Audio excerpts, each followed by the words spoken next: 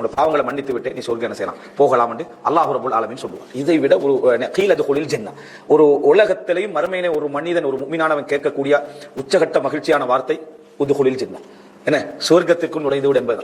நீங்க எவ்வளவு சந்தோஷமான வார்த்தைகளை கேட்டு விட்டாலும் சரி, இப்படி ஒரு சந்தோஷமான வார்த்தை என்ன செய்யல கேட்கல. யாரிடமிருந்து? அல்லாஹ்விடமிருந்து.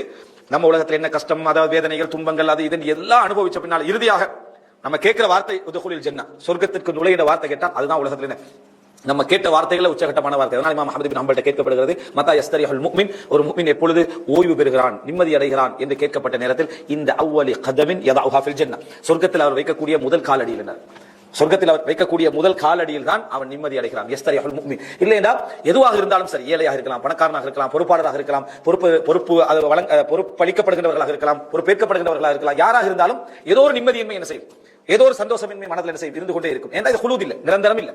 இந்த உலகத்தில் எதுவுமே எது கிடைச்சாலும் நிரந்தரமின்மை என்பது உள்ளத்துக்குள்ள இருப்பதனால ஒரு சந்தோஷமற்ற ஒரு நிம்மதியற்ற ஒன்று இருக்கு. மறுமைதான் நிரந்தரம் என்பதனால. அப்ப இந்த அடிப்படையில் நீங்க